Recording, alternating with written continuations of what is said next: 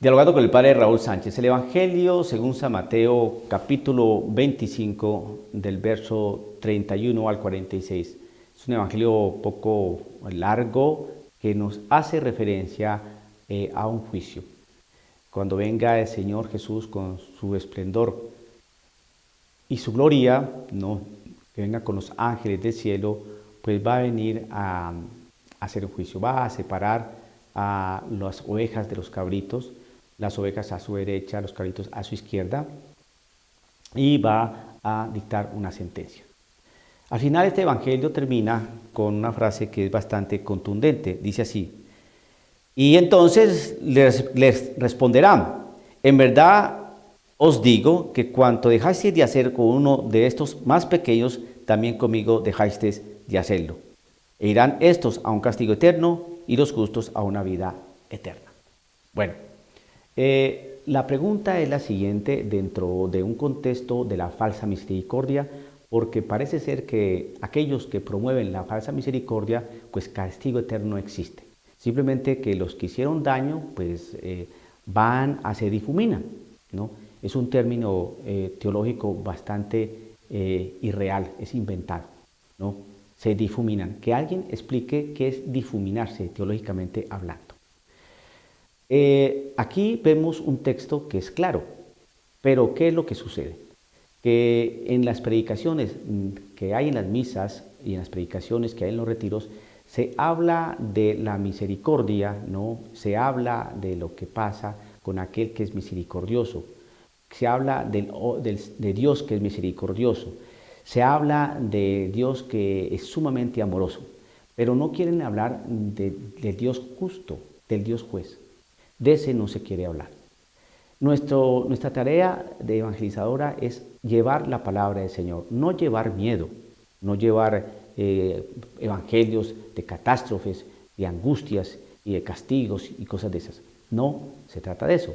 El evangelio es llevar la buena noticia, el anuncio, el querigma, ¿no? La palabra del Señor que da vida.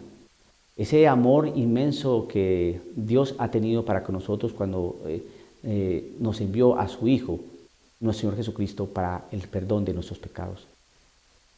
Ese anuncio que implica sabernos protegidos, amparados y guiados por el Santo Espíritu en la iglesia que Jesucristo mismo constituyó.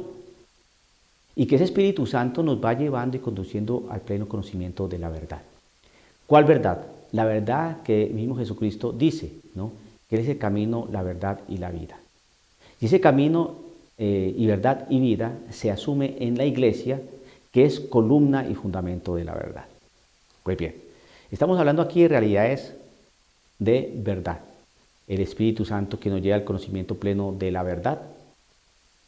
Jesucristo que dice que es el camino, la verdad y la vida. San Pablo que nos enseña y nos dice que la iglesia es columna y fundamento de la verdad. Por lo tanto, la verdad aquí tiene un valor importante, relevante, sumamente relevante. La verdad es la palabra del Señor, la revelación del Señor, esa revelación pública que está entendida en la tradición y en la Sagrada Escritura. Pues bien, aquí tenemos un pasaje de la Sagrada Escritura que tiene que ser entendido en su debido contexto, ¿no? Muchos no les gusta este texto o los textos que hablan de castigo, fuego eterno, gusano que no muere, cosas de estas. No les gusta esto. Y entonces uno dice, ¿pero por qué? Si la verdad de Cristo Jesús no se puede sesgar. Si bien es cierto que existe la realidad del amor misericordioso del Señor, de ese amor profundo por cada uno de nosotros, de ese amor innegable, porque se expresa precisamente en que Él derramó su sangre en la cruz por nosotros, es decir, nos compró a precio de sangre. Nosotros no podemos hacer nada por lograr esa salvación, Él simplemente nos dio esa salvación y nosotros tenemos que cuidar esa salvación, porque San Pablo nos dice que Él lucha por la salvación con temor y temblor, ¿no? Entonces, la salvación implica ¿qué? Obras. Entonces, no porque usted vaya a comprar su salvación con las obras, no, sino que si usted quiere no perder la salvación, pues usted tiene que orar. Por eso aquí la palabra del Señor dice lo siguiente.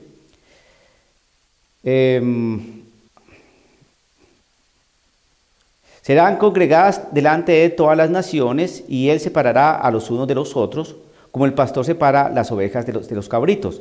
Pondrá las ovejas a su derecha y a los cabritos a su izquierda. Entonces dirá al rey, el rey a los de su derecha: venid, benditos de mi Padre, recibid la herencia del reino preparado para vosotros desde la creación del mundo. Entonces hay una herencia, hay como un premio. ¿Y el premio por qué se da? Porque tuve hambre y me disteis de comer, tuve sed y me disteis de beber, era forastero y me acogisteis, era desnudo y me vestisteis, enfermo y me visitasteis, en la cárcel y acudiste a mí.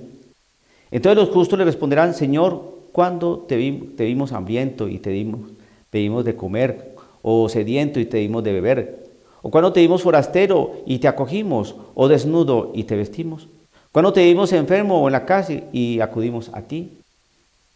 Y el rey les dirá: en verdad os digo que cuanto hiciste a uno de estos más, hermanos míos, más pequeños, a mí me lo hicisteis.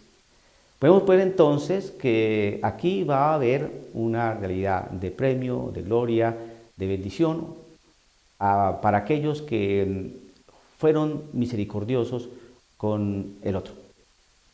Porque cuando uno le hace el bien al otro, se lo está haciendo a Cristo. Y al final termina pues con aquellos que no hicieron lo propio.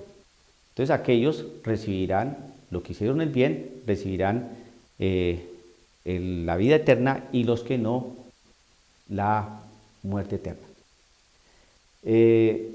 ¿Cómo podemos entender esto dentro de un contexto modernista de la falsa misericordia? No hable de eso. No hable de condenación eterna, no hable de castigo eterno, no hable de esas cosas, porque eso asusta al público, a la gente, a los fieles. Hable de aquellas cosas que nos ponen más bien contentos, alegres. ¿Qué? Que el Señor nos ama, que el Señor nos quiere, y que el Señor dio la vida en la cruz por nosotros. Pero aquí se desconoce la parte de responsabilidad y se quiere eludir la parte que nos corresponde dentro de nuestro ejercicio como cristianos creyentes católicos.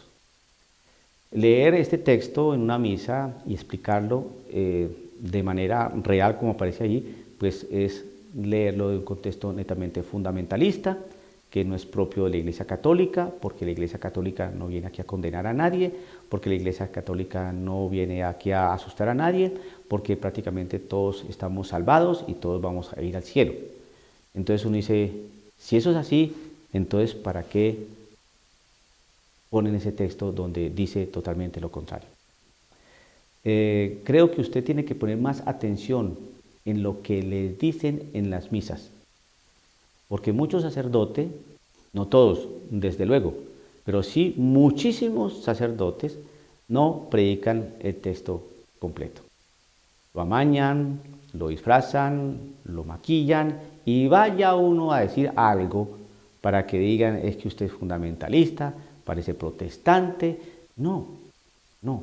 Lo que pasa es que la gente se metió tanto en un ambiente de la falsa misericordia, de que Dios es un amor, que Dios es un almíbar, y que Dios no exige nada. Hermanos, creo que nos están haciendo un daño pavoroso. Este evangelio de Mateo capítulo 25, en ese verso del 31 al 46, es un evangelio que nos debe llamar profundamente la atención, porque sí va a venir el Señor Jesús y va a hacer un juicio. Pero resulta que hoy no quieren que Jesús sea juez, sino simplemente que sea misericordioso. Vi en un video hace algunos años, ¿no?, un sacerdote muy bueno, ¿no?, pero llegó a cometer esa tamaña insensatez y exabrupto, decir: es que Jesús no es ningún juez, es pura misericordia. Y entonces uno pregunta: ¿y el sentido de justicia qué? ¿Qué pasa con el malo? Es la pregunta. Y no podemos responder simplemente: eso ya es cuestión de Dios. Así es cuestión de Dios, pues entonces ahí el Señor nos está diciendo cómo es lo que Él va a hacer, si es cuestión de Dios. Dialogando con el padre Raúl Sánchez.